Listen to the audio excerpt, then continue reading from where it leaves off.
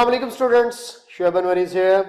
और हम लोग इलेक्ट्रोकेमिस्ट्री वाले यूनिट के ऊपर बातचीत कुछ कर रहे थे और मैंने अपनी इससे प्रीवियस 2 वीडियोस के अंदर आप लोगों के साथ थोड़ा सा इलेक्ट्रोकेमिस्ट्री पर बात की, गैल्वानिक सेल और वोल्टेक सेल एंड इलेक्ट्रोलाइटिक सेल के अंदर डिफरेंस पर बात हुई एंड कुछ इलेक्ट्रोलिसिस और उसकी एप्लीकेशंस पर बात हुई जो इलेक्ट्रोलाइटिक सेल के अंदर होने वाला प्रोसेस है। मेरे माइंड में इलेक्ट्रोलिसिस और उससे होने वाले प्रोसेस से रिलेटेड एक और वीडियो भी घूम रही है जो मैं रिकॉर्ड करवा कर आप लोगों को ऑफ कोर्स इसी यूनिट के एंड पे डिस्प्ले करूंगा, जो आप लोगों के मजीद कॉन्सेप्ट को क्लियर करने जा रही होगी। सो उसको भी लाजमी देखिएगा। अभी आज की मैं अपनी वीडियो के अंदर आप लोगों के साथ electrochemistry unit number 6 physical chemistry में जो बात तय करने वाला हूं वो है regarding to the electrode potential and galvanic cell.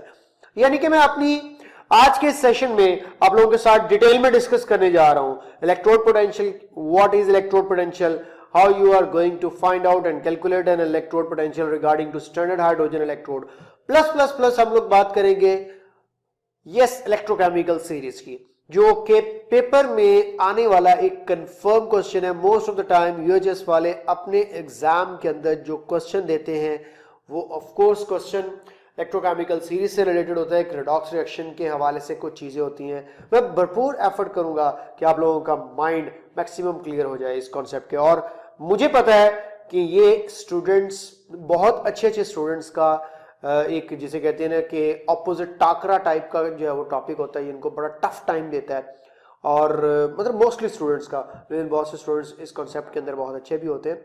सो मेरी कोशिश ये होगी कि मैं आप लोगों के साथ बेस्ट वे में उन स्टूडेंट्स के लिए जिसको ये टॉपिक डिफिकल्ट लगता है, ऑक्सीडाइजिंग एजेंट, रिड्यूसिंग एजेंट किसे कह रहे हैं, each and everything as much as simple as I can afford you. तो हम लोग देखते हैं उसको। अच्छा, इसमें अब एक और बात अच्छे तरीके से माइंड में रख लीजिएगा कि मुझे कुछ चीजें क्योंकि आप लोगों को पता है कि आप आगे यूएचएस तो एग्जाम लेने नहीं जा रही, हायर एजुकेशन कमीशन के थ्रू ही एग्जाम होने जाएगा। तो क्वेश्चंस की जो टाइप है, ये जो डिफिकल्टी लेवल है वो थोड़ा सा ऊपर नीचे हो सकता है, इसलिए तो मद्देनजर रखते हुए थोड़ा सा सिलेबस में इनडायरेक्ट चीज़ों को भी इकट्ठा करते हुए आगे चलूंगा, ताकि स्टूडेंट्स आप लोगों को वहाँ पर मौजूद केमिस्ट्री के, इलेक्ट्रोकेमिस्ट्री से रिलेटेड हर टाइप के क्वेश्चन को ग्रिप अप करना आना चाहिए। और साथ में फिर केमिस्ट्री के अगर 58 क्वेश्चन हैं तो you have to attempt correct 58 question. ये मेरा टारगेट है, यही मेरा गोल है और इसी के लिए बेटा मेरी एफर्ट है कंप्लीट। मैं अपने स्टूडेंट को ये लाजमी चीज़ सजेस्ट करता हूँ। ओके, देखिएगा हम लोगों ने डिफाइन करना है सेल पोटेंशियल को, स्टैंडर्ड इलेक्ट्रोड पोटेंशियल को, वो क्या होता है, और उसके अलावा हम लोगों ने एक सेल पोटेंशियल को कैलकुलेट कैसे करना है। अब मैं आपको सबसे पहले तो इलेक्ट्रोड पोटेंशियल के हवाले से कुछ बताना चाहता हूं कि what actually electrode potential is. Electrode potential,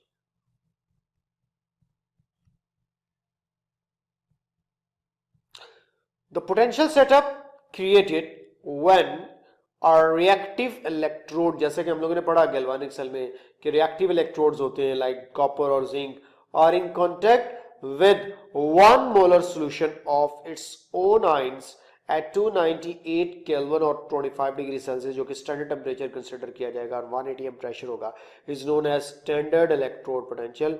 it is represented by E naught।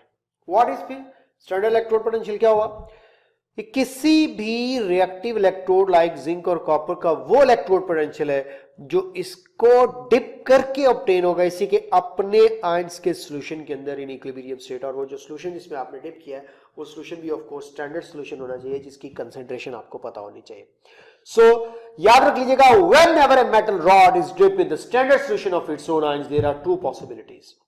One possibility will be of loss of electron and oxidation by that metal and get converted into its cations in the solution, और second possibility क्या होगी कि वो जो cation solution में मौजूद है वो इलेक्ट्रॉन को गेन करें और दोबारा से सॉलिड मेटल के अंदर जो है वो डिपॉजिट हो जाए। तो याद रख लीजिएगा इलेक्ट्रोड पोटेंशियल हमेशा 2 टाइप का होगा, एक जिसमें लॉस ऑफ इलेक्ट्रॉन या ऑक्सीडेशन की बात हो रही होगी और दूसरा जिसमें गेन ऑफ इलेक्ट्रॉन यानी कि रिडक्शन की बात हो रही होगी।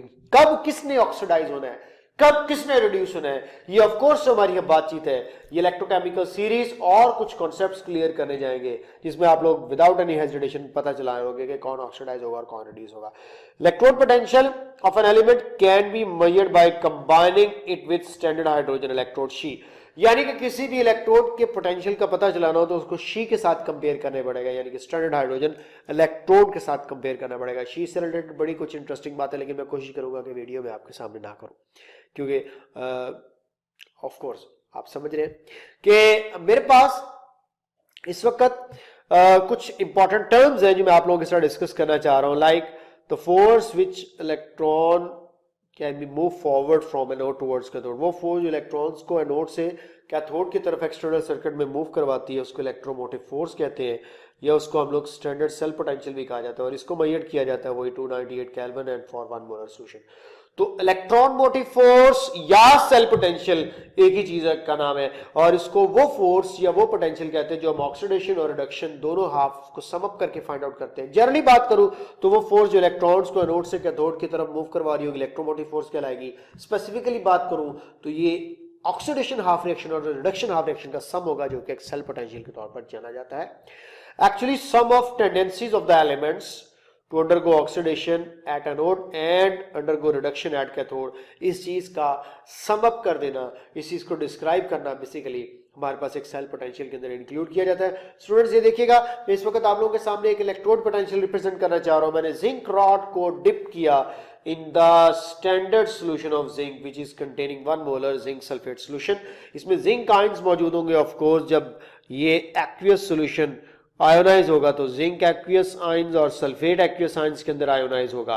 और याद रख लीजिएगा, जब ये रिएक्टिव इलेक्ट्रोड जिंक रॉड आपने इसी के अपने आयंस के सॉल्यूशन में डिप किया होगा तो यहां पर स्टूडेंट्स दो पॉसिबिलिटी होगी। पहली पॉसिबिलिटी क्या है कि ये जो जिंक सॉलिड रॉड है ये इलेक्ट्रॉन को लूज करे और लॉस ऑफ इलेक्ट्रॉन करती हुई ये जिंक आयंस में कन्वर्ट हो जाए। तो इस तरह आप लोगों के पास जिंक आयंस बन जाएंगे बाय लॉस ऑफ इलेक्ट्रॉन, जिसको ऑक्सीडेशन का नाम दिया जाता है।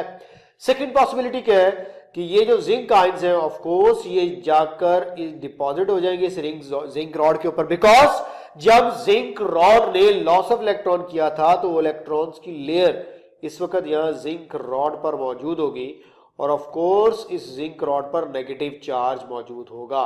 तो स्टूडेंट्स जैसा कि हम लोगों ने बात की थी regarding to the galvanic cell के, इसमें एनोड जो है वो हमारे पास ऑफ कोर्स नेगेटिवली चार्ज होगा बिसाइड्स अ पॉजिटिवली चार्ज। तो ये जो नेगेटिव चार्ज आपको इस वक्त जिंक रॉड पर दिख रहा है ये वो इलेक्ट्रॉन्स हैं जो जिंक रॉड ने या जिंक इलेक्ट्रोड ने लूज किए, और इन इलेक्ट्रॉन्स को ऑफ कोर्स गेन करने के लिए अब जिंक आयन जो सोल्यूशन के वो ऑफ कोर्स यहां पर आएंगे। यू कैन से कि जिंक सॉलिड आयंस में कन्वर्ट हो रहा है और आयंस वापस जिंक सॉलिड में कन्वर्ट हो रहे हैं। तो बेसिकली ये इक्विलिब्रियम प्रोसेस हुआ।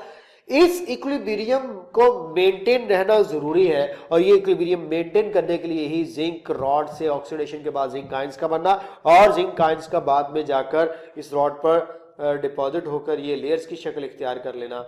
तो बेटा ये all about a cell potential electrode potential. So electrode potential basically उस पोटेंशियल सेटअप का नाम है when it is created during the process के, जिसमें हम एक इलेक्ट्रोड को रिएक्टिव इलेक्ट्रोड को उसके अपने आयंस के सोल्यूशन में डिप करते हैं, और वहां पर दो पॉसिबिलिटीज देखी जाती है, एक पॉसिबिलिटी ऑक्सीडेशन की और दूसरी पॉसिबिलिटी रिडक्शन की, एक पॉसिबिलिटी लॉस ऑफ इलेक्ट्रॉन की और दूसरी पॉसिबिलिटी गेन ऑफ इलेक्ट्रॉन की। ये आपके सामने बेटे मैंने इक्वेशंस की शक्ल में प्रेजेंट कर दिया। एक्वियस सोल्यूशन का आयंस में कन्वर्ट होना फर्स्ट पॉसिबिलिटी की बात कर रहा था, जिसमें जिंक सॉलिड जो है वो एक्वियस आयंस में कन्वर्ट होगा by the loss of electron, जिसको हम लोग ऑक्सीडेशन कहेंगे। और सेकंड पॉसिबिलिटी में ये है कि aqueous metal ions from the solution can gain electrons and get deposited at the electrode metal, और जिसके रिजल्ट में रिडक्शन कहलाएगा और ये जिंक सॉलिड आपके सामने डिपॉजिट होता चला जाएगा। सो बेसिकली ये फिर एक इक्विलिब्रियम प्रोसेस की बेस पर एक्सप्लेन किया जा सकता है। हर मेटल इलेक्ट्रोड का सेम यही पैटर्न होता है, सेम यही वे होता है जिसके थ्रू वो दो टाइप का रिडक्शन पोटेंशियल शो कर रहा होगा। यानी कि अगर ऑक्सीडेशन हो रही होगी स्टूडेंट्स तो वो उसका ऑक्सीडेशन पोटेंशियल कहला रहा होगा, और अगर रिडक्शन हो रही होगी तो रिडक्शन पोटेंशियल कहला रहा होगा। यानी कि मुझे कह देना चाहिए कि जब जिंक सॉलिड रॉड इलेक्ट्रॉन को लूज कर रहा होगा तो उस वक्त जो उसका सेल्फ इलेक्ट्रोड पोटेंशियल होगा उसको मैं ऑक्सीडेशन पोटेंशियल का नाम दे रहा हूँ, and when it is getting reduced तो मैं ऑफ कोर्स इसको रिडक्शन पोटेंशियल का नाम दे रहा हूँ।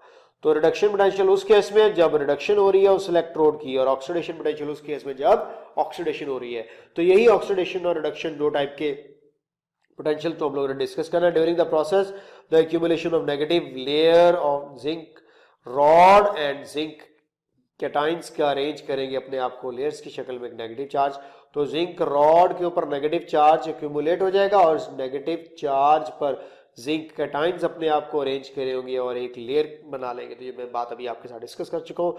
और ये एक डबल इलेक्ट्रिकल लेयर होगी around the negatively charge rod as shown in the figure, जो मैंने अभी आप लोगों को ये फिगर में दिखाई है।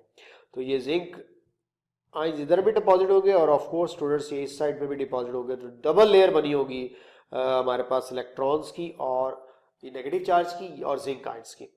और ये आप लोगों के पास अब ओवरऑल रिएक्शन है, यानी कि अगर आप इस जिंक सॉलिड और इसको ओवरऑल रिएक्शन निकालते हो तो आपको पता है जब सम अप किया जाता है ओवरऑल रिएक्शन में तो इक्वेशन की दोनों तरफ जो चीजें कॉमन होती है वो कैंसिल हो जाएंगे। जिंक आयंस के साथ कैंसिल और इलेक्ट्रॉन्स के साथ कैंसिल।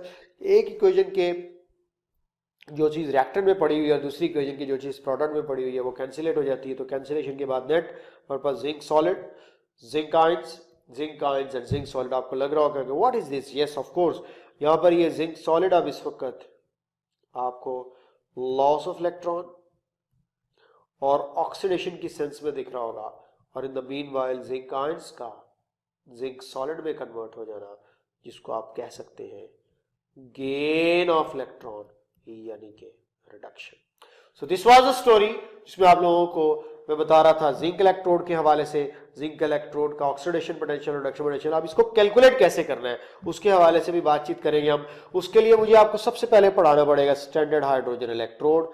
स्टूडेंट्स जिसको बहुत इंपॉर्टेंस हासिल है इलेक्ट्रोकेमिस्ट्री के अंदर, इसको शॉर्ट एब्रिविएटेड फॉर्म में शी के नाम से भी जानते हैं, standard hydrogen electrode.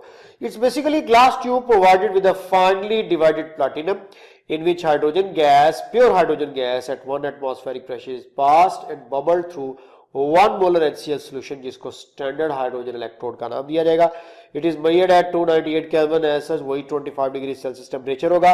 And the potential of this electrode is arbitrarily taken as 0 because two opposing reactions are taking place at equal rate। वही बात कि H प्लस आयंस का गैस की शक्ल में जो वो चले जाना और गैस का H प्लस आयंस की शक्ल में आ जाना, ये दोनों opposing reaction at the same time simultaneously हो रहे होते हैं। याद रख लीजिएगा, जब तक किसी भी इलेक्ट्रोड को किसी दूसरे इलेक्ट्रोड के साथ कनेक्ट नहीं किया जाएगा तब तक आप उसका ऑक्सीडेशन और रिडक्शन पोटेंशियल फाइंड आउट नहीं कर सकते। तो इसलिए बेसिकली एक रिलेटिव टर्म्स है, याद रख लीजिएगा।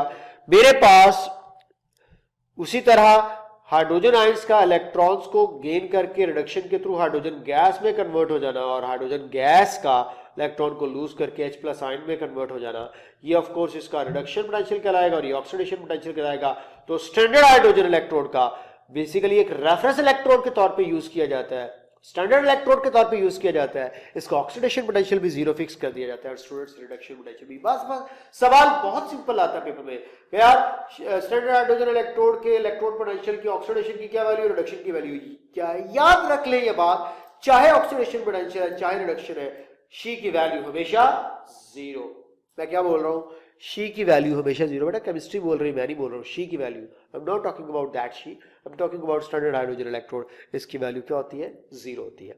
Since electrode potential is 0, it is used for the measurement of the electrode potential of the other elements as a reference electrode. तो आइए देखते हैं ये रेफरेंस इलेक्ट्रोड के तौर पे कैसे यूज करता है। लेकिन एक पिक्चर आप लोगों को दिखाना चाह रहा हूं मैं, जो कि स्टैंडर्ड हाइड्रोजन इलेक्ट्रोड की बेस्ट पिक्चर है, जो आपको एक्सप्लेन कर सकती है हाइड्रोजन गैस का यहाँ पे 1 एटमॉस्फेरिक प्रेशर में इनलेट होना और इस प्लैटिनम की वायर और ट्यूब में से गुजरते हुए ये प्लैटिनम के स्ट्रिप के अंदर से, ये है वो होल जिसके अंदर से आपको बबल करती हुई हाइड्रोजन गैस मिलेगी। स्टूडेंट्स ये वो हाइड्रोजन गैस नहीं होगी जो पीछे से आप लोगों ने इंसर्ट की। ऑफ कोर्स यहाँ पर थोड़ा सा एक्सचेंज ऑफ इलेक्ट्रॉन होगा।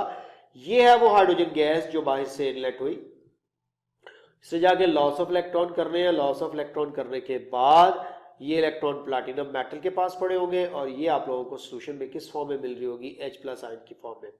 एंड ऑफ कोर्स ये H प्लस आयंस जो सोल्यूशन की फॉर्म में चले गए हैं, वहां से नए H प्लस आयंस आएंगे, यानी कि ये वो H प्लस आयंस है जो हाइड्रोजन गैस के इस वक्त जो इनलेट की जा रही थी वो मौजूद थे। तो मीनवाइल क्या होगा, वो जो एसिड के H प्लस आयंस पड़े हुए थे, वो एसिड के H प्लस आयंस स्टूडेंट्स जाएंगे और इन इलेक्ट्रॉन्स को गेन करेंगे और आप लोगों को दोबारा से बाहर हाइड्रोजन गैस जो है वो एग्जिट होती हुई दिखाई दे रही होगी। तो ऑफ कोर्स ये बात भी तय कर लीजिएगा कि यहाँ अंदर पड़े हुए H प्लस आयंस ने बाहर of course in the form of hydrogen gas आना है, और वो जो बाहर से हाइड्रोजन गैस आ रही थी उसने अंदर H प्लस आयन में कन्वर्ट हो जाना था। बेसिकली ये दो अपोजिंग रिएक्शंस है, ऑक्सीडेशन और रिडक्शन, जो साइमल्टेनियसली हो रहे होते हैं, एक ही वक्त में हो रहे होते हैं। इनको हम लोग कैसे कैच करवा सकते हैं? जब मैं इसको कनेक्ट कर दूं किसी और इलेक्ट्रोड के साथ, तो ये मुझे उस इलेक्ट्रोड के इलेक्ट्रोड पोटेंशियल के बारे में इंफॉर्मेशन दे देगा, क्योंकि इसकी अपने इलेक्ट्रोड पोटेंशियल की वैल्यू क्या फिक्स की है मैंने, 0। आइए जरा देखते हैं कि स्टैंडर्ड हाइड्रोजन इलेक्ट्रोड कैसे यूज किया जाता है। Standard hydrogen electrode is act as a reference electrode, it is coupled electrolytically with other element and the cell potential is taken as electrode potential। याद रख लीजिएगा, ये जब एक सेल गैल्वानिक सेल मुकम्मल हो जाएगा, शी को किसी भी और एलिमेंट के इलेक्ट्रोड के साथ कनेक्ट करते हुए जब आप सेल एस्टेब्लिश कर लेंगे, तो उस सेल का जो भी पोटेंशियल आप लोगों को मिल रहा होगा, जितना भी पोटेंशियल मिल रहा होगा, वो बेसिकली सारे का सारा उस एलिमेंट के इलेक्ट्रोड का पोटेंशियल होगा जिसको आपने शी के साथ कनेक्ट किया। बिकॉज यू नो शी की अपनी वैल्यू क्या हम लोगों ने फिक्स की है, 0। तो जो भी आपको वोल्ट मीटर रीडिंग दे रहा होगा वो सारी की सारी वैल्यू किसकी होगी? यस, उस इलेक्ट्रोड के पोटेंशियल की वैल्यू। अब ये ऑक्सीडेशन की होती है या रिडक्शन की होती है, डिपेंड करता है कि वो ऑक्सीडाइज हो रहा है या रिड्यूस हो रहा है। एंड ऑक्सीडेशन और reduction potential may take place at standard hydrogen electrode depends upon the nature of the electrode which is coupled with it। तो ये बात तय कर लीजिएगा, सेल का जितना भी पोटेंशियल आप लोगों को हासिल होने जा रहा होगा, वो सारे का सारा सेल पोटेंशियल जो कि आप लोग सम अप करके निकालेंगे ऑक्सीडेशन पोटेंशियल और रिडक्शन पोटेंशियल से, तो स्टूडेंट्स ये सारे का सारा बेसिकली जो सेल पोटेंशियल होगा वो उसी इलेक्ट्रोड का पोटेंशियल होगा जिस एलिमेंट को आप लोगों ने शी के साथ कनेक्ट किया होगा। ये देखिएगा, ये डायग्रामेटिकली आप लोगों को एक्सप्लेन करना चाह रहा हूं। ये है एक मेटल का इलेक्ट्रोड जिसको मैंने with the help of A volt meter she के साथ कनेक्ट किया है। अब ऑफ कोर्स यहां पर देखा जाएगा कि इस इलेक्ट्रोड या एलिमेंट में एबिलिटी टू ऑक्सीडाइज है या रिड्यूस्ड है, वो डिपेंड करेगा इसके रिडक्शन पोटेंशियल के ऊपर। तो ऑफ कोर्स ये रिडक्शन पोटेंशियल की बेस पर ही सारे इलेक्ट्रोड्स को अरेंज किया जाता है, जिसको हम इलेक्ट्रोकेमिकल सीरीज का नाम देते हैं। तो इस पिक्चर में आपको क्या बताया जा रहा है? स्टैंडर्ड इलेक्ट्रोड पोटेंशियल की measurement, half cell reaction of metal M electrode under standard conditions, और ये दूसरा हाफ रिएक्शन होगा जो कि शी के अकॉर्डिंगली देखा जा रहा होगा। यहाँ पे ऑफ कोर्स मेटल के आयंस मौजूद होंगे और यहाँ पे H प्लस आयंस मौजूद होंगे। तो इन दिस पर्टिकुलर केस आप लोगों को मेटल अपने इलेक्ट्रॉन लूज करती हुई दिखा दी हो रही होगी। तो यहाँ पे ऑफ कोर्स मुझे इसको लॉस ऑफ इलेक्ट्रॉन की बेस पर एनोड बोल सकता हूं मैं। और ऑन दी अदर हैंड ये इलेक्ट्रॉन्स अगर मूव करते हुए एक्सटर्नल सर्किट में शी की तरफ पहुंचते हैं, तो यहाँ पर ऑफ कोर्स ये गेन ऑफ इलेक्ट्रॉन के अकॉर्डिंगली बात हो रही होगी एज ए कैथोड। तो याद रख लीजिएगा, शी कैथोड के तौर पे भी काम कर सकता है, एनोड के तौर पे भी काम कर सकता है। अगर इसका ऑपोजिट हो जाए, यहाँ पर ऑक्सीडेशन हो जाएगी, तो ऑफ कोर्स यहाँ पे ऑक्सीडेशन हाफ रिएक्शन देखा जाएगा और इलेक्ट्रॉन्स ऑफ कोर्स फॉलो करेंगे ऑपोजिट पाथ, और अपना ऑपोजिट पाथ फॉलो करते हुए ये किसकी तरफ जा रहे होंगे? मेटल की तरफ। तो ऑफ कोर्स बेटे यहाँ पर मेटल जो आपने कनेक्ट की हुई है वो एज एन एनोड भी एक्ट कर सकती है और एज ए कैथोड भी एक्ट कर सकती है। इन द मीनवाइल जो शी है वो भी किसी के अकॉर्डिंगली एज एन एनोड भी एक्ट कर सकता है और एज ए कैथोड भी। कैसे एनोड और कैथोड के तौर पे एक्ट करेगा, किस तरह ये सारी सिचुएशन एस्टेब्लिश्ड होगी, क्यों ना हम लोग इस मेटल को स्पेसिफिक करके देखें। लाइक मैं ये चाह रहा हूं कि हम इसको कभी जिंक के साथ कनेक्ट करके देखते हैं, कभी कॉपर के साथ कनेक्ट करके देखते हैं, और देखते हैं कि जिंक और कॉपर का जो सेल पोटेंशियल है या इलेक्ट्रोड पोटेंशियल है वो हमें कैसे हासिल होगा। और उस इलेक्ट्रोड पोटेंशियल की मदद से फिर हम लोग देखेंगे कि अगर हमें गैल्वानिक सेल कंस्ट्रक्ट करना चाहते हैं तो वो गैल्वानिक सेल कितने वोल्ट का बनेगा। It's all about their reduction potential. So we are going to calculate oxidation और reduction potential of different elements by comparing it with SHE reference electrode. तो इसके लिए बेटा काइंडली नेक्स्ट वीडियो देखिएगा जिसमें मैं आप लोगों को जिंक और कॉपर को मेन टारगेट करते हुए बताना चाह रहा हूं कि how you are going to calculate the electrode potential. तो kindly watch next video for the understanding of this concept. Thank you.